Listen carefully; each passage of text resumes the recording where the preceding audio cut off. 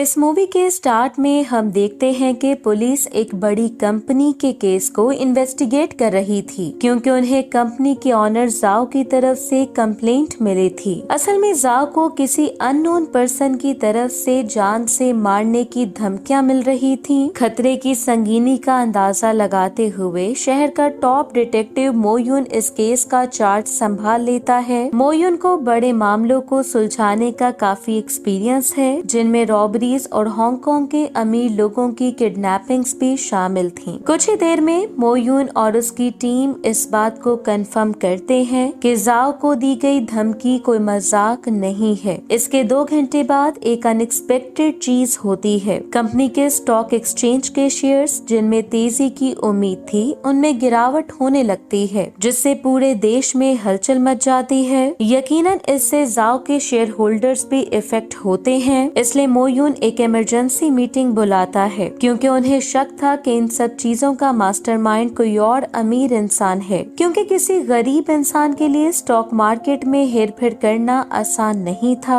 Next scene में हम एक अमीर शख्स मिंगजू को देखते हैं, जो कि असल में जाओ की कंपनी के शेयर्स में गिरावट के पीछे था। मिंग अब अपने अगले क्राइम की प्लानिंग कर रहा था और उस प्लानिंग में अंकल जी उसका एडवाइजर था। इन क्रिमिनल कामों के बावजूद मिंग की एक प्रोटेक्टिव साइड भी थी, खास तौर पे अपनी गर्लफ्रेंड जिया के लिए, जो कि 5 सालों से कोमा में थी। लेकिन ये बात वाज़ेह नहीं थी कि वो इस कंडीशन में क्यों थी। दूसरी तरफ मोयून का सुपीरियर इंस्पेक्टर बाय उसे बुलाता है। इंस्पेक्टर बाय इस वजह से अपसेट था कि एक और डिवीजन ने स्टॉक केस को टेक ओवर कर लिया था, लेकिन बोनस हासिल करने के लिए वो मोयून को इन्वेस्टिगेशन जारी रखने का कहता है। इसलिए मोयून अपनी टीम को जाओ की कंपनी के बारे में गहराई से जानने का ऑर्डर देता है। कुछ ही टाइम के बाद टीम के एक मेंबर मिन को कंपनी से जुड़े फ्रॉड और यहाँ तक के मर्डर्स का भी पता चलता है। साथ ही उसे एक वेबसाइट का भी पता चलता है जिसपे ऐसे क्राइम्स की सारी इंफॉर्मेशन थी।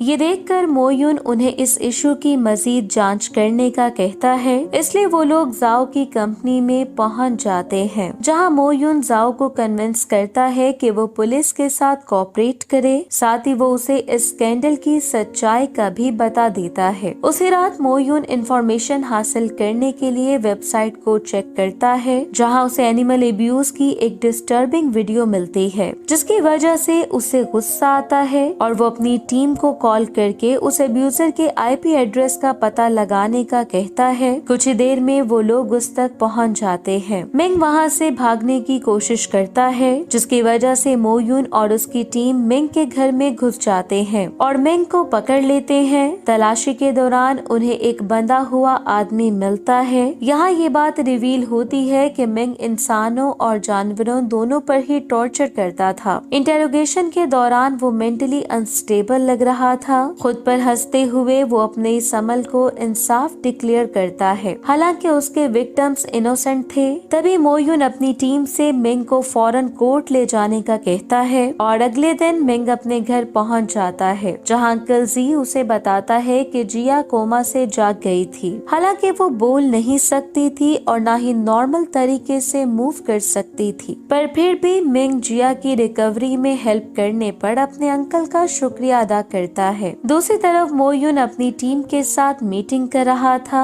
वो उन्हें उन सभी अकाउंट्स के आईपी एड्रेसेस का पता लगाने का कहता है जो कि उस वेबसाइट पर मौजूद थे, और जो कोई भी अपना आईपी एड्रेस छुपा रहा होगा वही उनका अगला टारगेट होगा। कुछ दिन बाद मोयून को कुछ किडनैपिंग्स की रिपोर्ट्स मिलती हैं, जिनमें जाओ समेत हांगकांग के रियल स्टेट के 10 बड़े अमीर लोग शामिल थे और उनका मानना था कि ये सब कुछ 5 साल पहले होने वाले एक इवेंट से रिलेटेड है, जब एक अपार्टमेंट कोलैप्स हुआ था। इसके बाद हम देखते हैं कि मिन को एक नया अकाउंट मिलता है जहां किडनैपिंग्स को डिस्कस किया जा रहा था। इससे उन्हें शक होता है कि शायद वही आदमी इन किडनैपिंग्स के पीछे है। इसी के साथ ही हमें 5 साल पहले का इवेंट दिखाया जाता है, जब जिया अभी कोमा में नहीं गई थी। वो यहाँ अपने पेरेंट्स के लिए खाना बना रही थी। तभी अचानक से अर्थक्वेक आता है और उनका अपार्टमेंट कोलैप्स हो जाता है। प्रेजेंट टाइम में मोयुन एक पार्क में किसी चीज की तलाश में था। इसी दौरान उसे गंदे नाले में एक सस्पिशियस आदमी दिखाई देता है, इसलिए वो फौरन से उसका पीछा करने लगता है, लेकिन सांस लेने में दुश्वारी के कारण वो उसे नहीं पकड़ पाता। वापस आके वो अपनी टीम को सीवेज डिपार्टमेंट से मदद लेने का कहता है। हैरानकुन तौर पे सीवेज डिपार्टमेंट को वहाँ बहुत सी म्यूटिलेटेड डेड बॉडीज मिलती हैं, उन्हीं अमीर लोगों की जिन्हें कुछ दिन पहले ही किडनैप किया गया था। लेकिन खुशकिस्मती से वो लोग जाओ को रेस्क्यू कर लेते हैं, पर इस दौरान मिंग ऑफिसर के भेस में इंजर जाओ को लेकर वहाँ से भाग जाता है, जिसकी वजह से मोयुन और उसकी टीम उसका पीछा करने लगते हैं, लेकिन वो उसे पकड़ नहीं पाते, जिसकी वजह से मोयुन को इंस्पेक्टर बाय से डांट पड़ती है। वो इस केस को सॉल्व करने के लिए मोयुन को 10 दिन का टाइम देता है। कुछ टाइम में एम्बुलेंस तो मिल जाती है, लेकिन उसमें मौजूद जाओ पहले ही मारा जा चुका था,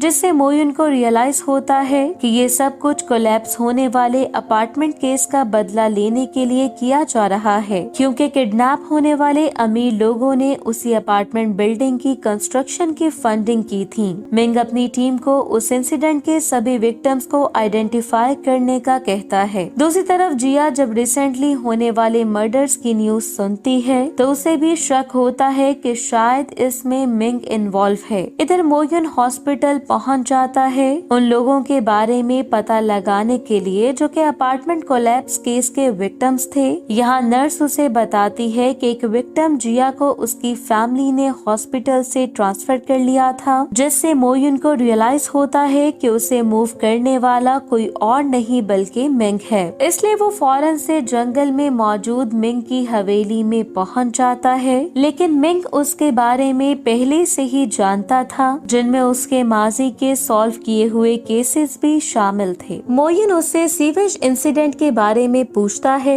लेकिन वो अपनी इन्वॉल्वमेंट से इनकार कर देता है। तभी अंकल जी उसे इल्जाम लगाने से पहले एविडेंस प्रोवाइड करने का कहता है। साथ ही मिंग उसे इंस्पेक्टर बाय को हेलो बोलने का कहता है। ये सुनकर मोयुन इंस्पेक्टर बाय से उनके कनेक्शंस को लेकर पजल हो जाता है और वहाँ से चला जाता है, जिसके बाद हम देखते हैं कि मिंग अपनी गर्लफ्रेंड के सामने उन किलिंग्स में अपनी इन्वॉल्वमेंट से इनकार कर देता है और उसे न्यूज पर ट्रस्ट न करने की एडवाइस करता है। कुछ टाइम के बाद मोयुन इंस्पेक्टर बाय को केस के बारे में अपडेट देता है और उसके सामने मिंग का नाम लेता है, लेकिन इंस्पेक्टर बाय उसे नहीं जानता था, जिसके बाद मोयुन अपनी टीम के साथ मीटिंग करता है, जहां उसे पता चलता है कि एक स्कूल प्रिंसिपल की बेटी को किडनैप कर लिया गया है। प्रिंसिपल मोयुन को इन्फॉर्म करता है कि उसकी बेटी को स्कूल बिल्डिंग में होस्टेज बना के रखा गया है और उसकी बॉडी पे बॉम्ब भी बांधा गया है। ये जानने के बाद मोयुन और उसकी टीम फौरन से क्राइम सीन पे पहुंच जाती है। इसी दौरान स्कूल प्रिंसिपल किसी से कॉल पे बात करते हुए गुस्सा कर रहा था।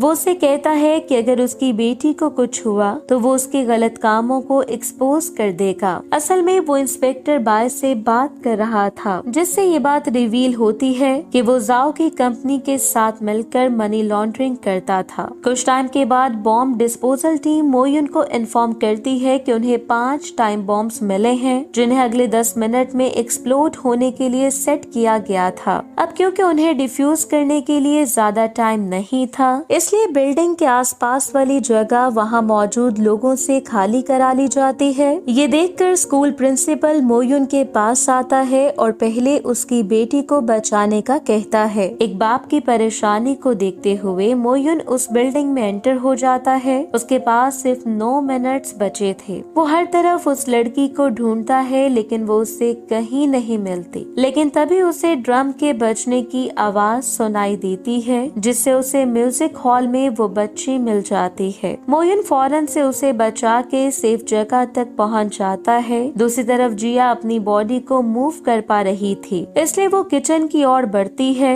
लेकिन तभी उसे मिंग का एक सीक्रेट रूम दिखाई देता है, जिसकी वजह से वो और ज्यादा कन्विंस हो जाती है कि इन मर्डर्स के पीछे मिंग है। दूसरी तरफ मोयुन की टीम मुजरिमों की शैतानियत को समझने में स्ट्रगल कर रही थी, जो कि अब बच्चों को भी टारगेट करने लगे थे। तभी मोयुन अपनी टीम को स्कूल में मौजूद सभी सीसीटीवी फुटेजेस को रिव्यू करने का ऑर्डर देता है, क्योंकि उन्हें शक था कि वो इविल पर्सन पुलिस की एक्टिविटीज को जरूर मॉनिटर मॉनिटर कर रहा होगा। तभी मोयुन एक आदमी को पहचान लेता है जो कि असल में मिंग था और वो इस सारे गंदे खेल के पीछे था। इसलिए मोयुन इंस्पेक्टर बाय से मिलकर मिंग के अरेस्ट वारंट की परमिशन मांगता है। लेकिन इस दौरान पूरे पुलिस स्टेशन में हलचल मच जाती है क्योंकि सभी कंप्यूटर्स हैक हो चुके थे जो कि मिंग की फोटो और डेटा दिखा रहे थे। इस सब के दौरान मिंग मोयुन को कॉल करता है और उसे बताता है कि इंस्पेक्टर बाय उसका अगला शिकार बनने वाला है। वो मोयुन से अपने सुपीरियर के इस केस में इन्वॉल्व होने की कन्फेशन करने का कहता है और इंस्पेक्टर बाय भी ये एडमिट कर लेता है कि उसका मिंग के साथ फैमिली रिलेशन है। कुछ साल पहले इंस्पेक्टर बाय ने मिंग की मदर को रिश्वत देने की कोशिश की थी ताकि वो अपने जर्नलिस्ट पति को चुप करवा सके जो कि जाओ की कंपनी के बारे में नेगेटिव रिपोर्टिंग करता था। लेकिन वो जब ऐसा करने से इनकार कर देती है तो बाय गुस्से में उसे उसके बेटे मिंग के सामने ही मारने लगता है। मोयुन ये सुनकर काफी ज्यादा डिसअपॉइंट होता है क्योंकि उसे रियलाइज हो चुका था कि जिस शख्स की वो इज्जत करता था वो एक करप्ट पुलिस ऑफिसर था। दूसरी तरफ जिया कोमा के दौरान उसके साथ रहने के लिए मिंग का शुक्रिया अदा करती है। इसके बावजूद कि वो चाहता तो उसे अकेला छोड़ सकता था, इसलिए उसके घर में एक सीक्रेट रूम का पता चलने पर वो मायूस हो गई थी जो कि ये जाहिर कर रहा था कि उन अमीर लोगों को उसने ही मारा था। लेकिन मिंग को इसका कोई पछतावा नहीं था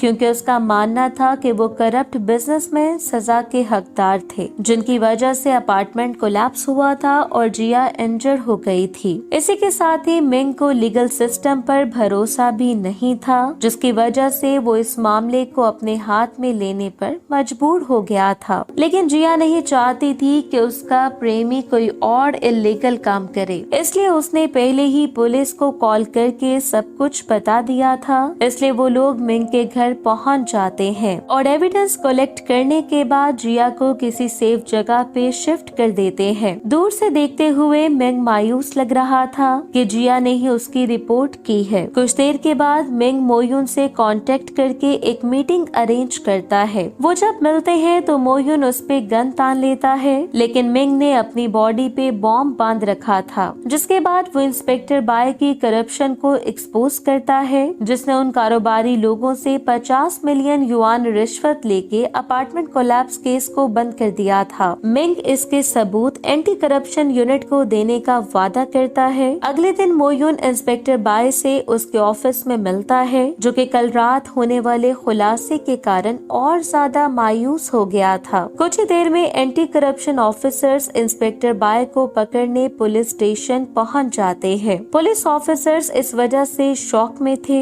लेकिन वो करप्ट ऑफिसर वहां से भागने में कामयाब हो गया था। कुछ ही देर में उन्हें रिपोर्ट मिलती है कि मिंग ने इंस्पेक्टर बाय को पकड़ लिया है जिसके बाद मोयुन फौरन से अपने सुपीरियर के घर पहुंच जाता है। गन फाइट की वजह से स्पेशल फोर्स पीछे हटने पर मजबूर हो जाती है। मिंग यहाँ लॉ एनफोर्समेंट सिस्टम पर मायूसी जाहिर करता है क्योंकि उसका मानना था कि इंस्पेक्टर बाय को मुंसिफाना सजा का सामना नहीं करना पड़ेगा, इसलिए वो फिर से स्पेशल फोर्स पे अटैक कर देता है। मिंग की गोलियां जब खत्म हो जाती हैं तो वो मोयुन की तारीफ करता है एक काबिल और ईमानदार ऑफिसर के तौर पे जो कि बगैर किसी रहम के जुर्म को खत्म करने की सलाहियत रखता था। इसी के साथ ही मिंग खुद को मारने ही वाला था कि तभी मोयुन फौरन से इंटरवीन करता है और उसे बचा के हॉस्पिटल ले जाता है। मोयुन का प्लान मिंग और इंस्पेक्टर बाय को जेल भेजने का था क्योंकि मिंग ने वो मर्डर्स जिस मकसद से भी किए थे